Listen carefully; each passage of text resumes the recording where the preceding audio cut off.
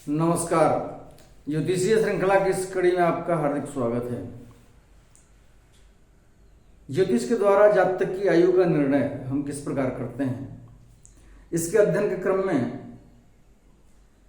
अभी हम बालारिष्ट या योगारिष्ट, जो अरिष्टकारी स्थिति होती है कुंडली में, उसका भंग किन योगों के कारण होता है, किन योगों के द्वारा बालारिष्ट या योगारिष्ट का भंग होता है, अभी हम इसका अध्ययन कर रहे हैं। इससे संबंधित कुछ अन्य सूत्रों की ओर हम अग्रसर होते हैं और उनका अध्ययन करते हैं। यदि चंद्रमा उच्च राशि में स्थित हो और उस पर शुक्र की दृष्टि पड़ती हो तो अरिष्ट भंग होता है। चंद्रमा उच्च राशि में अर्थात वृष राशि में स्थित हो और चंद्रमा पर शुक्र की दृष्टि पड़ रही हो उच्चस्थ चंद्रमा पर, तो कुंडली में बनने वाले अरिष्ट का भंग होता है। अगला बिंदु है, यदि लग्नेश पूर्ण बली होकर केंद्र में बैठा हो और उस पर शुभ ग्रह की दृष्टि हो तथा पाप ग्रह की दृष्टि न हो तो अरिष्ट भंग होता है।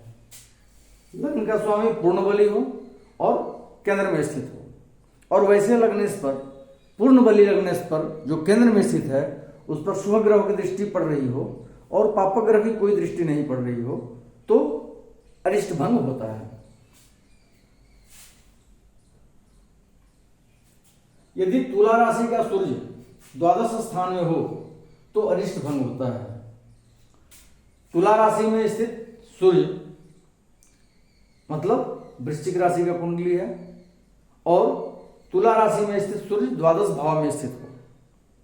तुला राशि में सूर्य क्या होता है? नीच का होता है। तो नीच का सूर्य, नीचस्थ सूर्य कुंडली में द्वादश भाव में स्थित हो तो अरिष्ट का भंग होता है।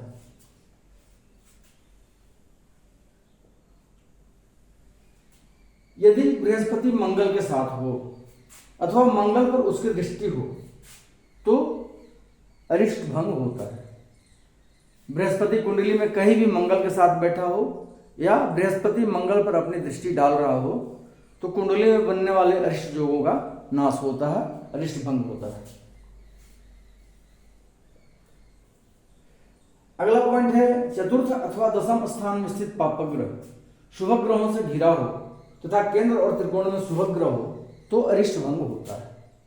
चतुर्थ अथवा दशम में स्थित पापग्रह चतुर्थ भाव में बैठा हो या दशम भाव में बैठा हो, और वैसे पापग्रह को दो शुभ ग्रह घेरे हुए हों, अर्थात जहां चतुर्थ में यदि बैठा है तो पंचम में और तृतीय भाव में शुभ ग्रह हो, या दशम में बैठा है तो नवम भाव और एकादश भाव में शुभ ग्रह हो।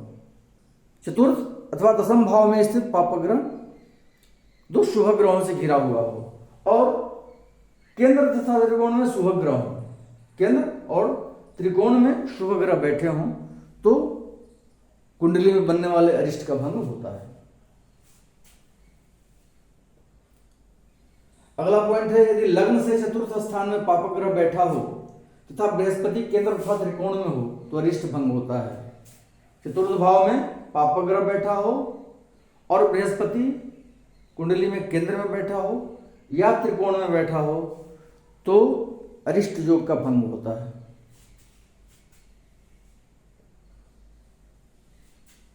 यदि षष्ठ अथवा अष्टमगत चंद्रमा बृहस्पति, बुध अथवा शुक्र के दृश्यकाण में हो तो अरिष्ट भंग होता है। छठे और आठवें भाव में बैठने वाले चंद्रमा को अच्छा नहीं माना जाता है और अरिष्ट कारक होता है, वो बालारिष्ट के लिए प्रमुख कारक होता है।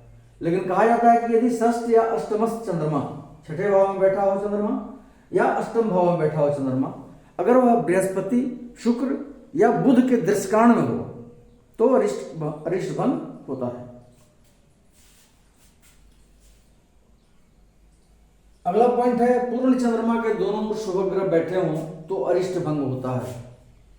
पूर्ण चंद्रमा हो, अपने पूर्ण आभा वाला चंद्रमा, पूर्णिमा के आसपास के चंद्रमा हो और उसके दोनों तरफ द्वादश भाव में और द्वितीय भाव में शुभ ग्रह बैठे हों तो अरिष्ट भंग होता है।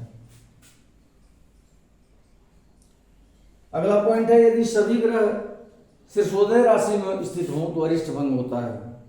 शीर्षोदय राशियां कौन कौन सी है हमें जानते हैं, लेकिन फिर भी हमने यहाँ पे लिखा हुआ है कि मिथुन, सिंह, कन्या, तुला, वृश्चिक और कुंभ ये शीर्षोदयी राशियां होती हैं।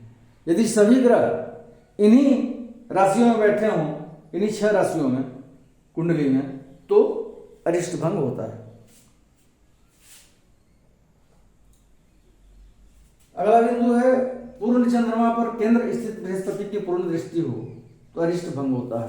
पूर्णिमा के आसपास का चंद्रमा हो और केंद्र में बैठा हुआ बृहस्पति वैसे चंद्रमा पर अपनी दृष्टि डाल रहा हो तो अरिष्ट भंग होता है।